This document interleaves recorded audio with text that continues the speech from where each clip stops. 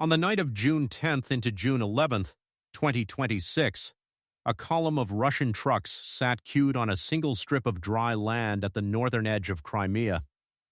Ukraine's 1st Separate Assault Regiment, Vinci, says it struck a concentration of around 50 trucks carrying fuel and ammunition there.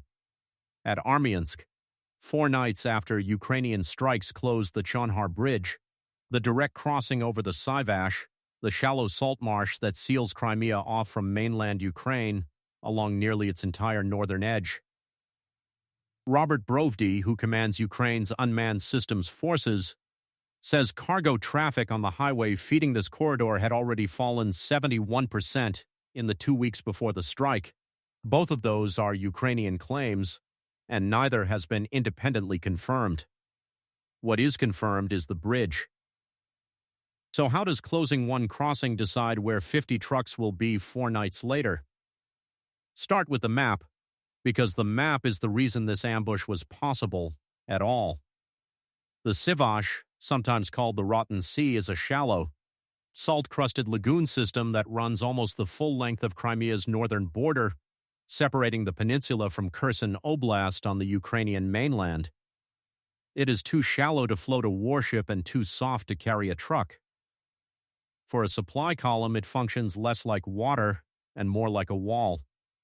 And that wall has 2 working gates in it. The first is the Chonhar crossing, a causeway and bridge that cuts directly over the Syvash on the shortest line between Kherson Oblast and Crimea. The second is the Perekop Isthmus at Armiansk, a strip of dry land roughly 5 to 7 kilometers wide, about 3 to 4 miles, squeezed between the Black Sea on one side and the Syvash's western arm on the other. A third route exists further east, running toward Henichesk and the Arabat Spit, but Chonhar and Armiansk carry the bulk of the traffic. The 2 gates are not interchangeable in what they can carry, and that is the detail that decides the rest of this story. The Chonhar corridor carries rail as well as road on a separate railway bridge across the Syvash, and rail is how bulk fuel and ammunition move efficiently over distance. The Armiansk Isthmus is a road corridor only. Push traffic off Chonhar and it does not simply change route. It changes mode, from trainloads to truckloads, which multiplies the number of individual vehicles that have to make the trip. Crimea leans on those crossings harder than the map suggests. The peninsula cannot supply a war effort out of local production, and its other lifeline, the Kerch Strait Bridge running in from Russia proper, has absorbed repeated damage since the full-scale invasion began. A truck bomb on the road span in October 2022, and a naval drone strike against one of its support piers in July 2023, each followed by weeks of reduced capacity while repair crews worked. The Kerch Bridge is also the only fixed link Russia has built directly to internationally recognized Russian territory. Everything else arrives across ground Russia occupies rather than owns, along the corridor it seized through southern Ukraine in 2022. And that corridor still has to cross the Syvash to reach the peninsula. Crimea is also not an ordinary rear area. It hosts the Black Sea Fleet's home port at Sevastopol and air bases that have launched strikes on Ukrainian cities for years, and it doubles as a rear depot for Russian units fighting north of it along the Zaporizhzhia front. The same handful of crossings feed the peninsula and the front line beyond it. The stakes, in one sentence, an entire theater of the war, supplied through 2 gates in a marsh a truck, cannot cross any other way. Ukraine did not need to sink a warship or break a defended line to put pressure on that supply chain. It needed to read the map, count the doors, and work out what happens to traffic when the cheaper door to hit is hit first. The mechanism has a name in military planning, even if nobody in this story used it out loud. Canalization. It means forcing traffic onto a narrow, predictable path by removing every alternative. The everyday version is a single-lane toll booth after a highway closure. Nobody in that line chose it. They are in it, because every other lane is gone. Armies have used canalized terrain to set ambushes for as long as armies have moved supplies along roads, choosing a mountain pass or a river ford over open ground. because open ground lets a target scatter and a bottleneck does not. What is different here is the sensor layer sitting on top of the terrain. A road through a pass could once be watched only with a rifle scope and a runner. A road across the Syvash can be watched continuously day after day by drones and satellite imagery that count trucks without putting anyone within rifle range of the crossing itself. The terrain sets the trap. Modern reconnaissance lets it be watched from a distance for weeks without tipping the plan. There is a second reason the bridge gets struck before the convoy does, and it is the part most retellings skip. A bridge does not move. Its coordinates are fixed, printed on every map, unchanged since the day it was built, which means it can be attacked on a schedule rather than on a sighting. A convoy is the opposite problem. It exists in one place for a few hours. It has to be found before it can be engaged. And by the time a strike is ready, it may already have moved. Hitting the fixed thing first converts a hard targeting problem into an easy one. The strike lands on concrete, and the effect lands on everything that later has to drive over it. That is what happened here, and it did not happen in one night. Starting the night of June 7th, 2026, drone strikes hit the Chonhar bridge deck. 2 nights later, a second strike hit it again. Volodymyr Saldo, the Russian-installed head of occupied Kherson Oblast, confirmed the closure and told drivers to reroute through the Perekop Isthmus at Armiansk. That detail carries unusual weight, because it is the occupying administration describing its own disruption rather than a Ukrainian claim about Russian traffic. By the Institute for the Study of War's assessment, the strikes across the nights of June 7th, June 9th, and June 10th into 11th had temporarily disabled every land route between occupied Kherson Oblast and Crimea. Sequence is what matters in that assessment. The closures did not land together. Chonhar went first, 4 nights before the convoy was struck, and the traffic it had been carrying still had somewhere to go. The isthmus. The wider shutdown the Institute for the Study of War describes came at the end of that sequence, not the start of it. Whether the ordering was deliberate is not something the public record establishes, and this account will not assert it. What the record does show is the effect. For several days, one route absorbed the load of 2. Here is the honest complication. Armiansk does not sit inside the Syvash. It sits on dry ground beside the marsh's western arm, not in it. The trucks struck there were not axle-deep in mud. What actually happened is more interesting than the literal image. The marsh closed the direct route, and the only ground left for Russian logistics was the strip the marsh had never covered. The Syvash never had to touch the convoy to decide where the convoy would be. It only had to remove every option except one. The traffic figure is the clearest sign that somebody was watching the run-up to this.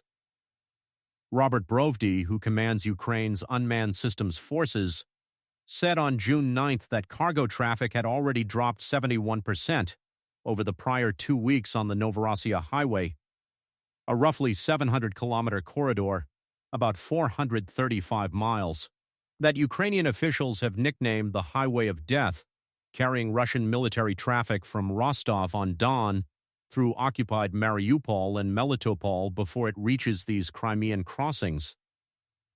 That is a corridor-wide figure, not a count of the Armiansk crossing alone, but the two are connected.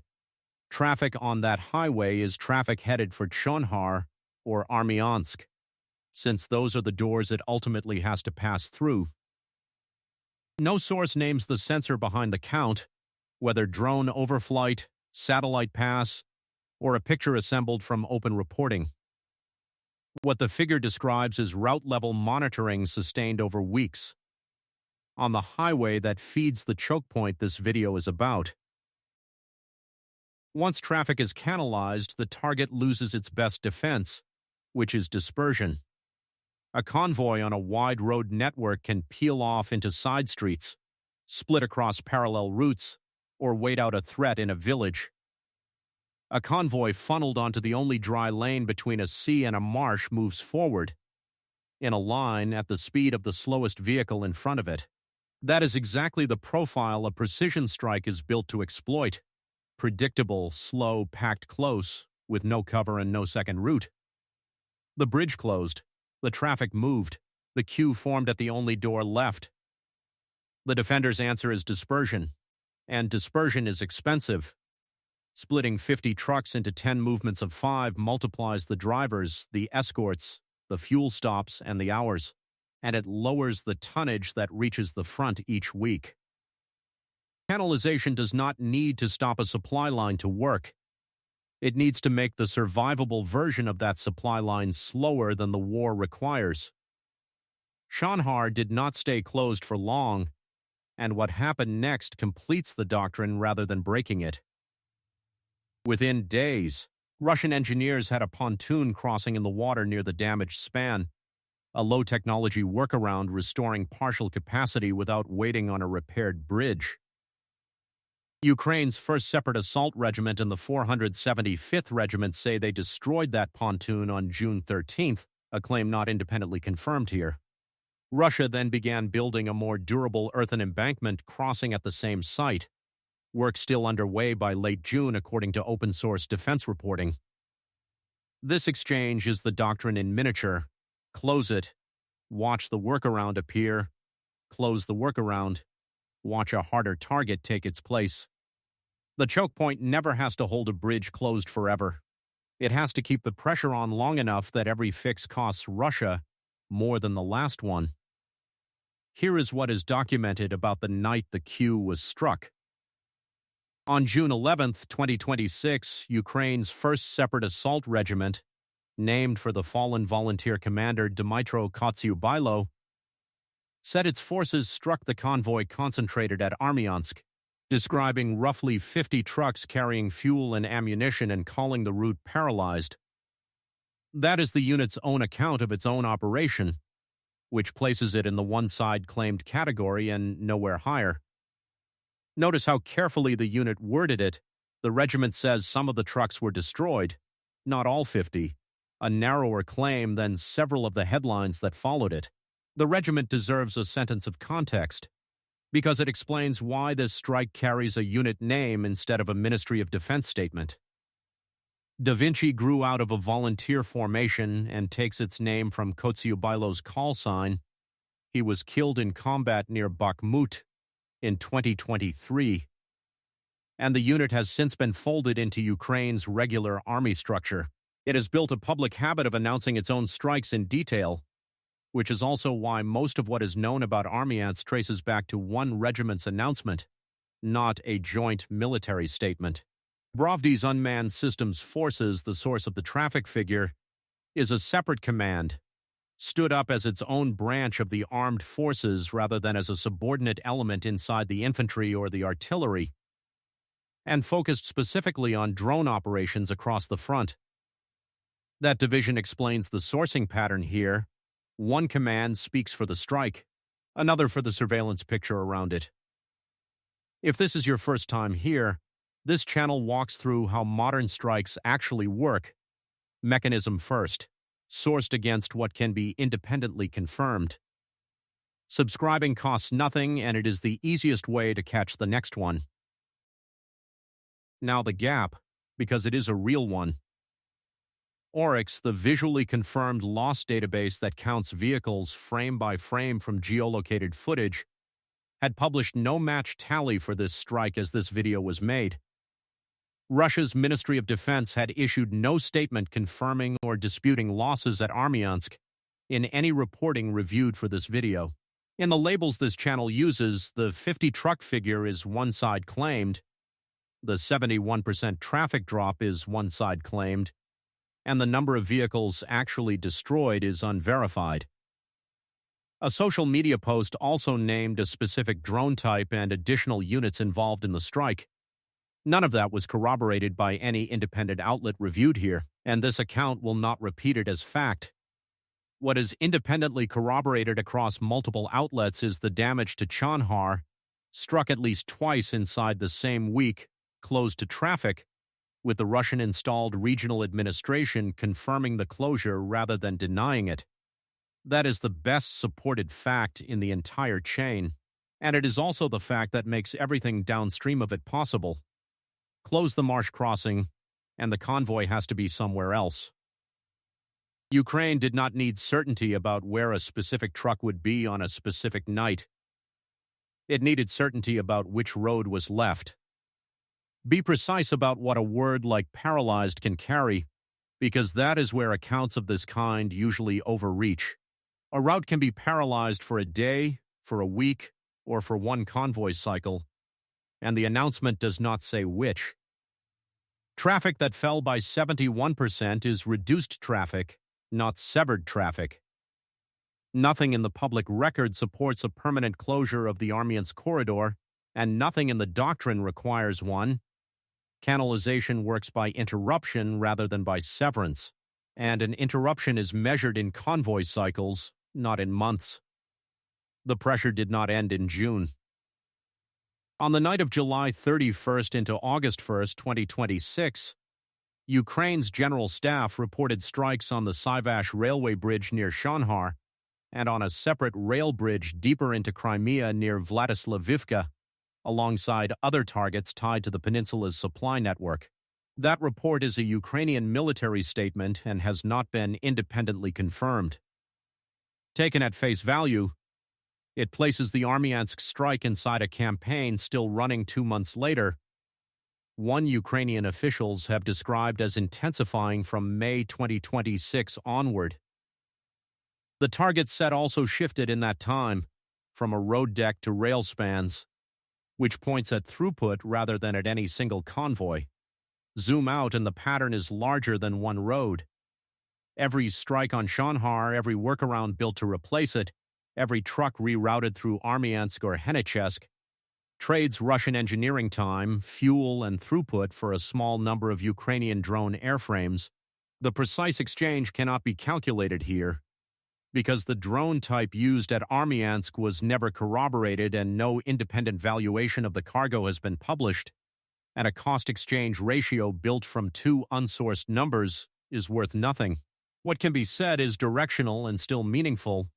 A bridge deck, a pontoon section, and a loaded fuel truck are all replaceable at a price the defender pays, on a schedule the attacker chooses. Not a marsh that swallowed a convoy, but a marsh that told Ukraine where a convoy would have to be. That distinction is the whole lesson here, and it carries well past this one road. Ukraine did not need a weapon that could chase 50 trucks across open country. It needed a map, and the patience to close the cheaper crossing first. The principle underneath it is older than drones and is worth stating on its own. In logistics, redundancy is the real armor. An army with 6 ways into a theater absorbs the loss of one and keeps moving. An army with 2 ways in has already handed the other side a targeting problem, simple enough to solve with a bridge deck and a calendar, because the second half of the work, finding the convoy, gets done by the terrain. The drone did not create that arithmetic. It made acting on it cheap enough to do repeatedly, which is the actual change. 3 things are worth watching from here. First, whether the new earthen embankment crossing at Chonhar proves harder to close than the bridge and the pontoon that came before it, since packed earth cannot be dropped into a river the way a bridge span or a pontoon section can. Second, whether sustained pressure pushes Russian logistics into smaller, less concentrated movements, trading throughput for survivability. The trade-off every army eventually makes once a route earns a reputation for being watched. Third, whether more of that traffic moves to night or to poor weather, betting on reduced drone visibility instead of reduced volume, since a daylight concentration of 50 vehicles on a single corridor is a bet that appears to have stopped paying. None of this required winning a battle in the open.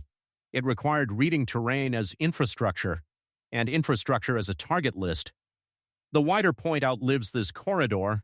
Any force whose supply runs through a small number of fixed crossings is carrying that exposure whether or not anyone has struck it yet, and both sides in this war are carrying it somewhere. The map was always there. What changed is the cost of using it. The next video turns the question around what a convoy commander actually does in real time when the road ahead has already been narrowed for him.